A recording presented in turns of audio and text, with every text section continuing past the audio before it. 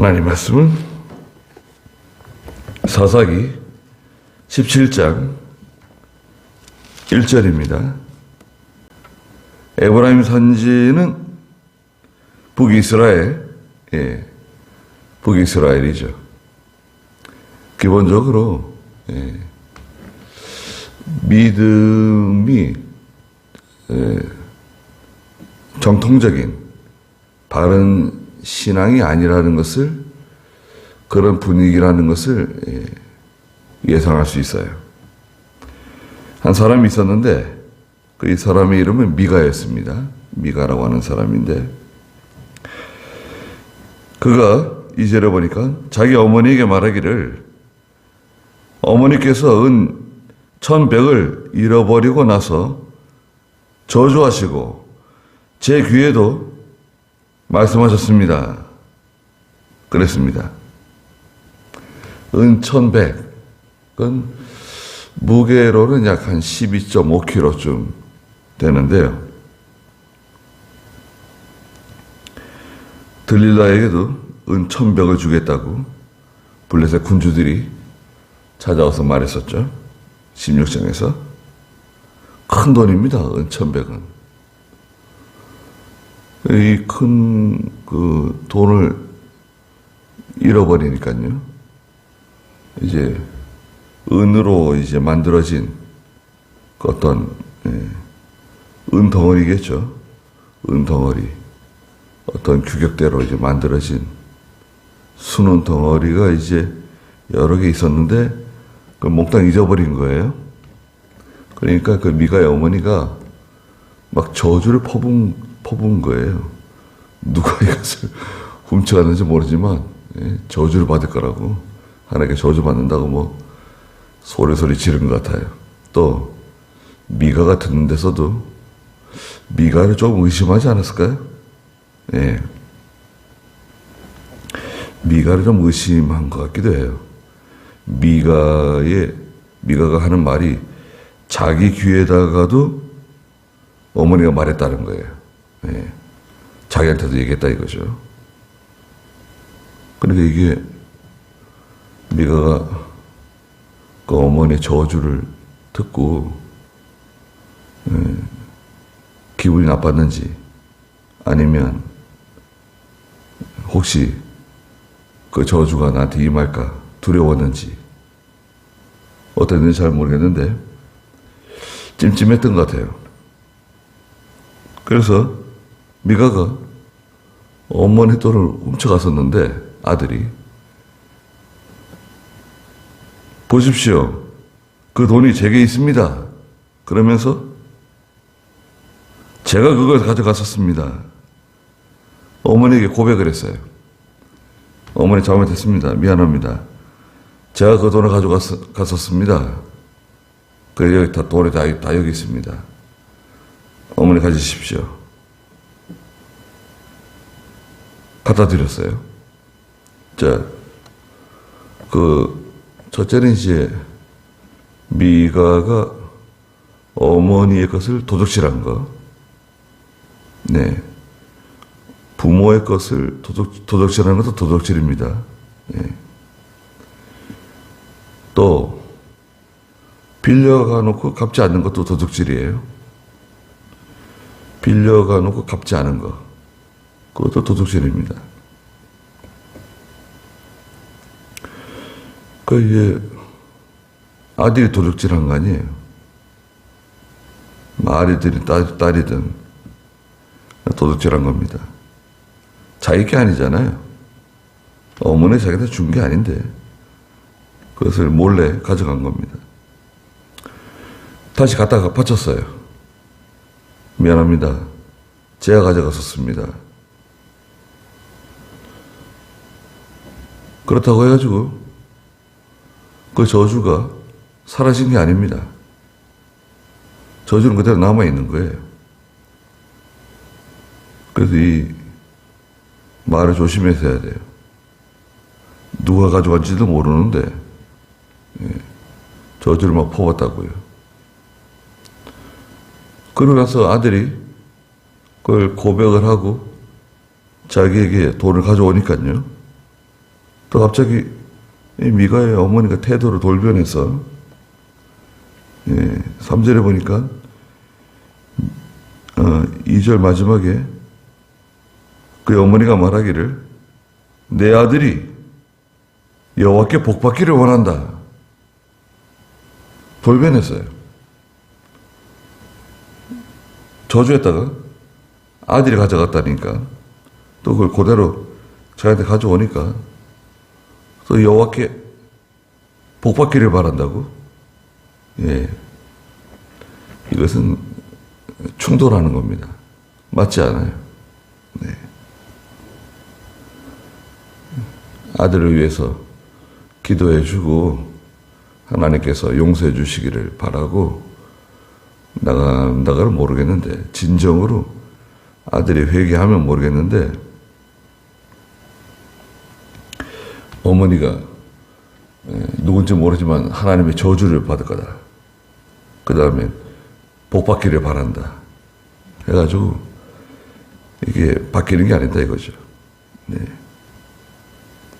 3절에 미가가 은 1,100을 그의 어머니에게 돌려줬어요.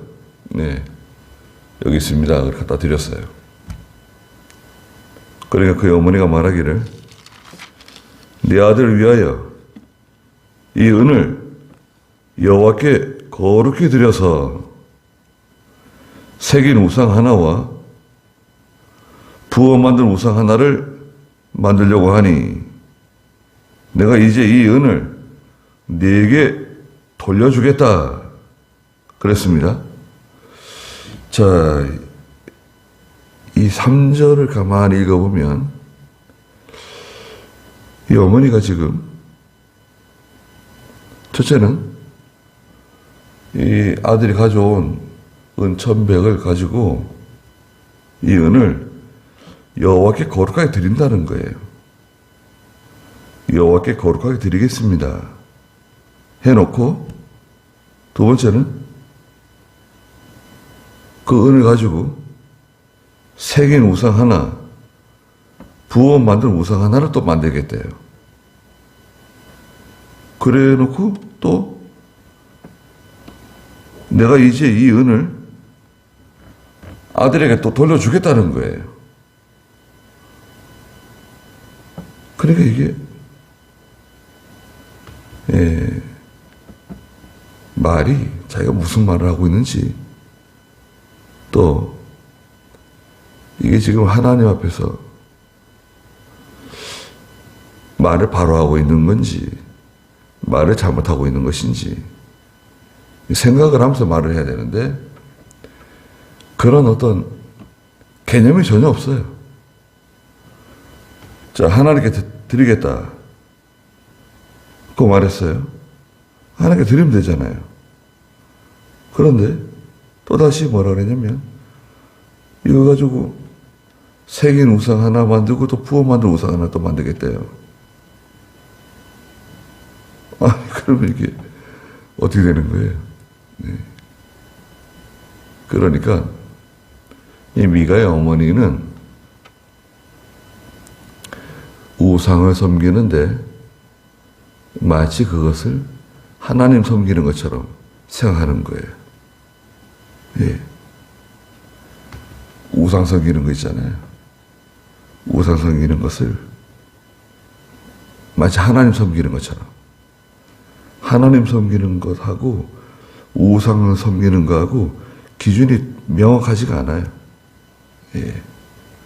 마치 절간에 가가지고 부처 앞에서 기도하면서 하나님 아버지 복을 내려주시옵소서 이렇게 말하는 것 같아요. 네? 천주교 성모 마리아상 앞에 가가지고 기도하면서 하나님 아버지 복을 내려주시옵소서 서로 충돌하는 거 아니에요. 그건 바른 신앙이 아니잖아요.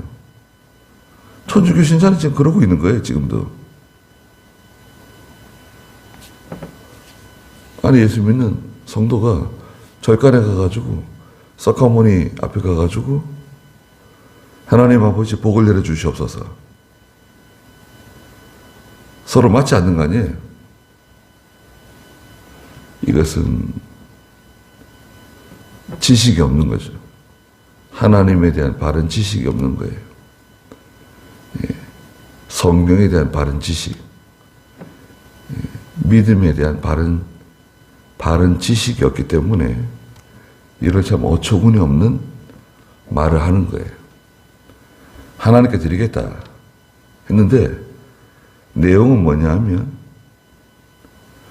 부어 만드는 우상, 새긴 우상 만든다는 거예요. 그리고 또 나머지는 아들에게 다시 주겠다는 거예요. 서로 잘 맞지 않는 겁니다. 예. 우리 기준에 봤을 때는 이 사람이 말장난하는 건가? 예. 그렇게 보이잖아요. 이치에 맞지 않는 거예요. 그러니까 이 북이스라엘, 에브라임 지파뿐만 아니라 북이스라엘 사람들의 그 믿음의 어떤 색깔, 믿음의 그 태도가 어떤 식으로 하나님을 섬겼는지 알 수가 있습니다. 오늘날도 예수 믿는다, 교회 다닌다고 하는 사람들 가운데 참 우리가 이해하기 힘든, 야, 저럴 수가 있는가? 예수 믿는 사람이 저럴 수가 있는가? 저런 행동을 할 수가 있는가? 예. 그런 거 있잖아요. 예. 그런 일이 참 많이 있습니다.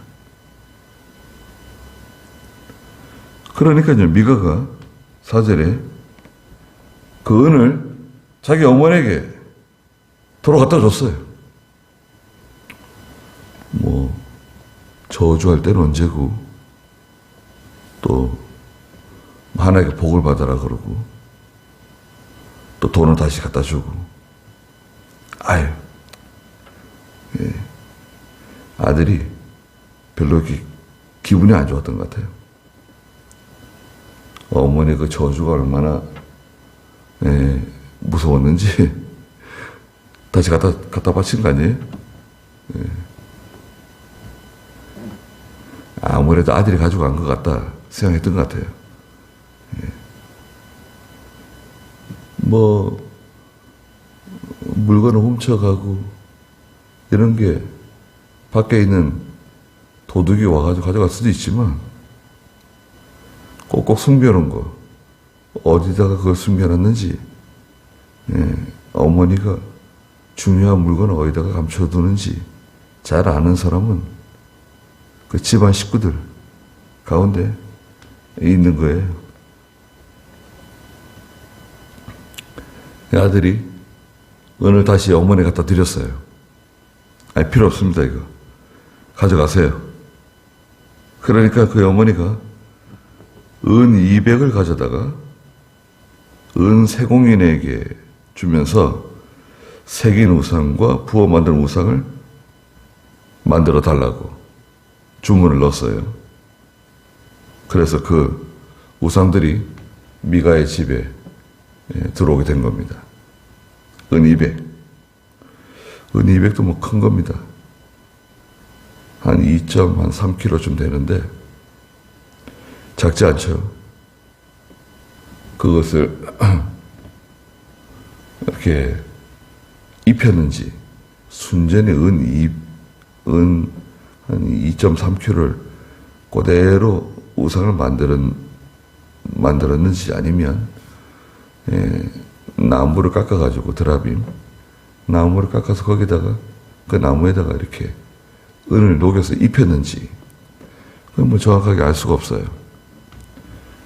크기가 어느 정도 크기였는지. 드라빔이 종류가 여러 가지 종류예요. 사무엘상에서는 다윗의 아내가 되었었던 그 사울의 딸 미갈이 있었죠.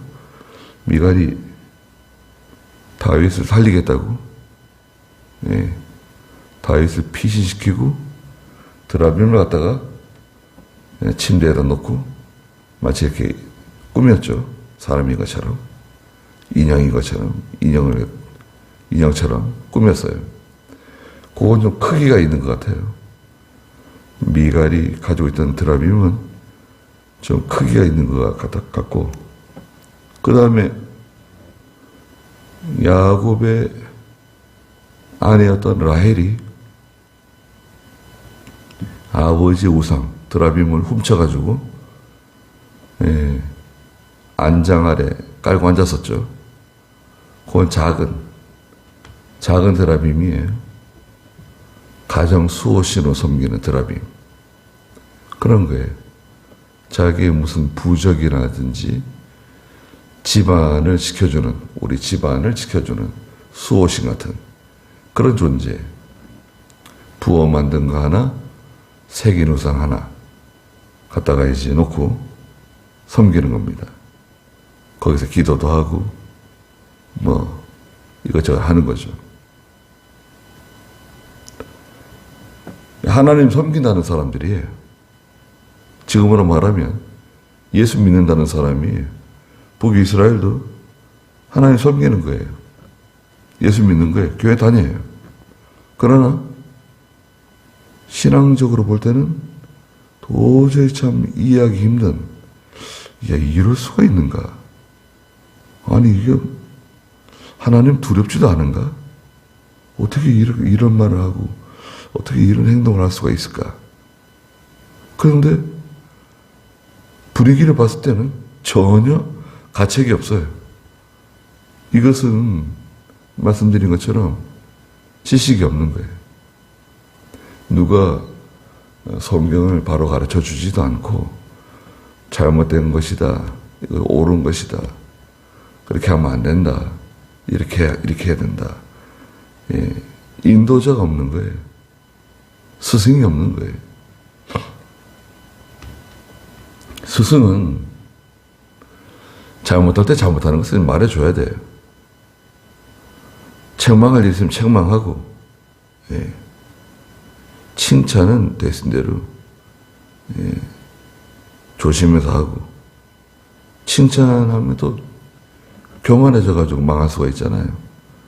조심해서 칭찬하고, 잘못하는 것은 말해주고, 그리고 원리 원칙 있잖아요. 원리 원칙. 하나님 말씀. 하나님 말씀을 바로 가르쳐 주면 돼요.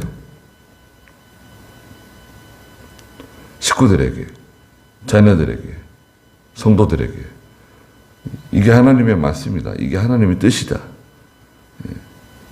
하나님께서 이렇게 하라 그러셨다. 알려주는 거예요.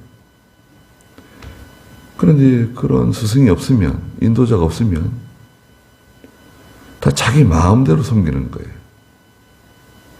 자기 주관한 대로. 또 전혀 가책을 느끼지 못하고, 모르니까. 그래서 이제 부어 만든 우상하고 새긴 우상이 집에 들어왔습니다. 그런데 5절에 보니까 미가라는 사람에게 신당이 있었다 그랬어요. 집안에 신당이 있는 거예요.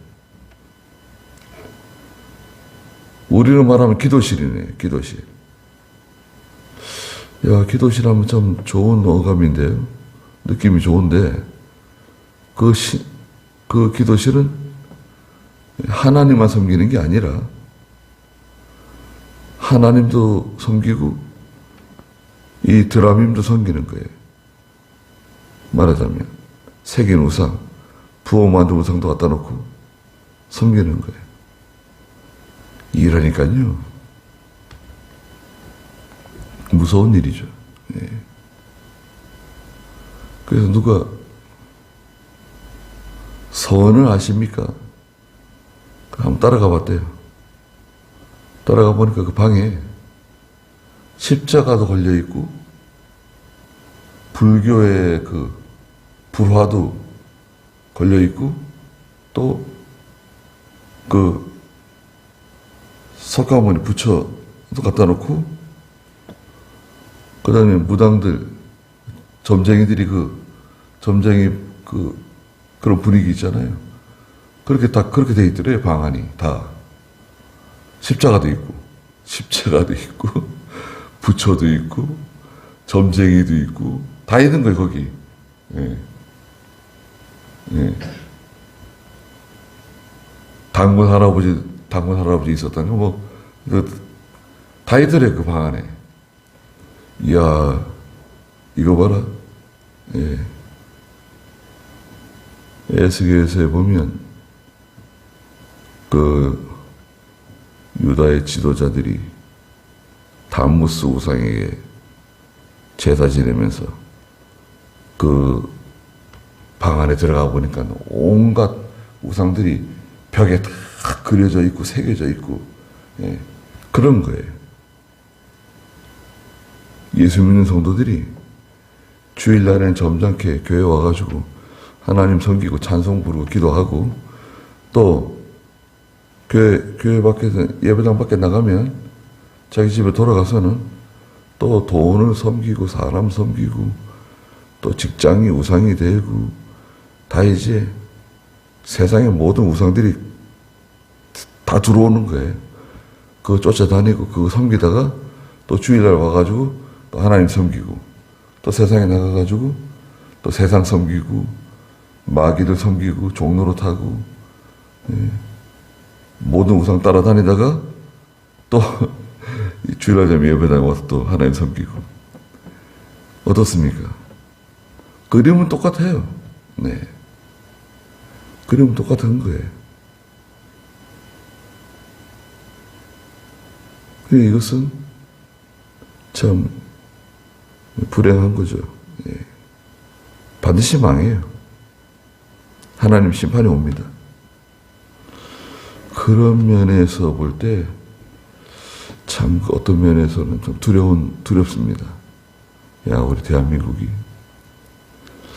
이렇게 참 위험한데 앞으로도 계속 이렇게 발전하고 성장하고 그럴 수 있을까?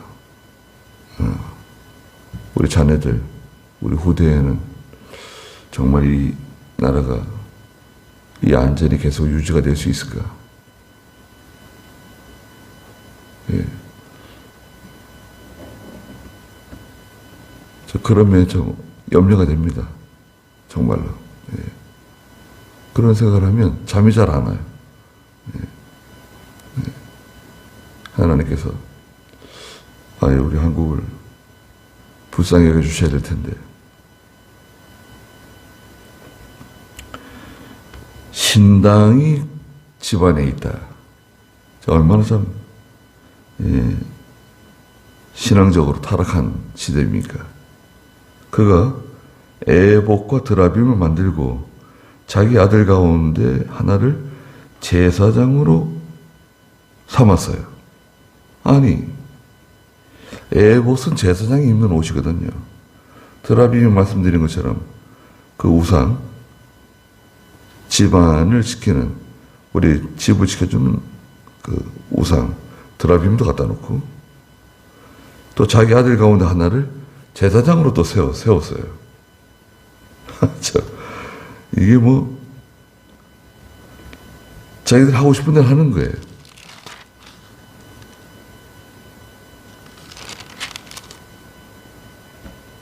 제사장은 레위 지파 사람만 되잖아요. 레위 지파, 아론의 계통만 제사장이 될 수 있어요. 아니, 어떻게 에브라임 사람이 자기 아들 제사장 세우고 싶다. 그럼 제사장 세우고.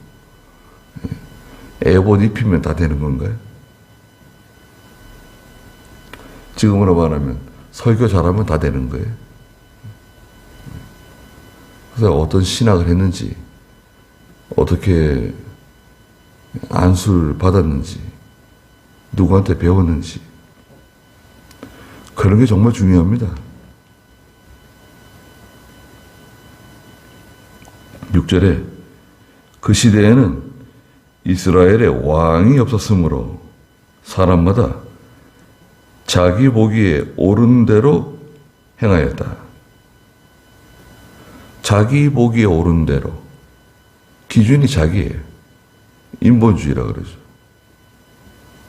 자기 마음대로 하는 거예요. 자기 마음대로. 자기 생각나는 대로 하는 거예요.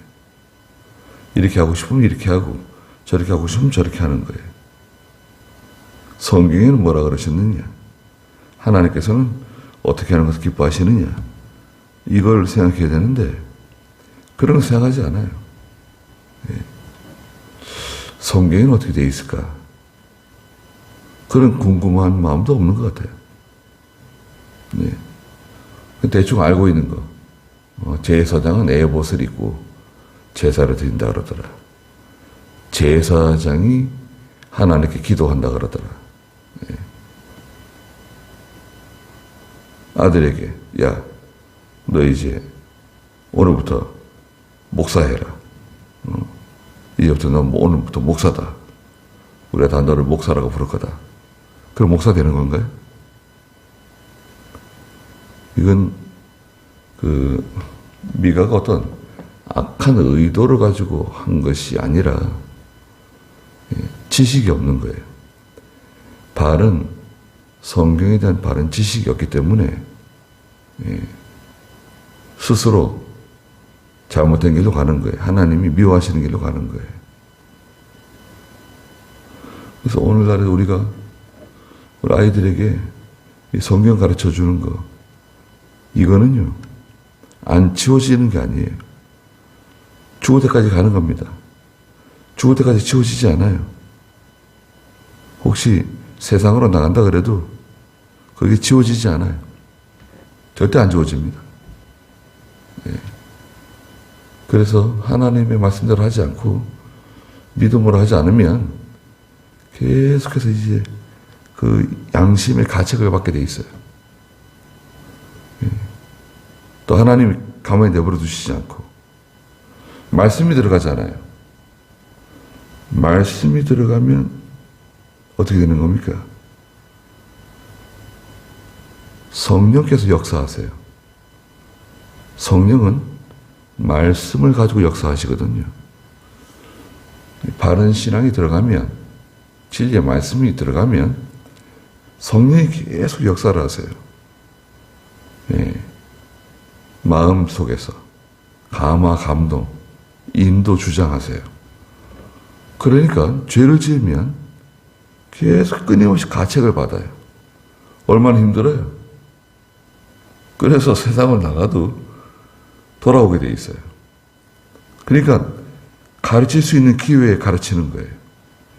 예배당에 와서 앉아 있는 게 큰 복이에요. 누구든지. 특히 어린 시절에 예배당에 와서 앉아 있는 거 쉬운 게 아니에요. 예. 와서 그 아이가 말씀을 잘 듣는지 잘 안 듣는지 우리는 잘 알 수 없지만, 예. 말씀이 그 속에 들어가는 거예요. 스폰지에 물이 이렇게, 예. 스폰지가 물을 흡수하듯이 말씀이 들어가는 거예요. 예. 그래서 그 말씀이 어느 날 갑자기 역사할 때가 와요. 그러면 이제 돌아오는 겁니다. 예. 당자처럼 돌아오게 돼요. 그러니까 이제 어렸을 때 이 말씀을 가르쳐 주는 거, 또 바른 진리를 가르쳐 주는 거, 이건 그 사람 살리는 겁니다. 네. 거기까지 하죠.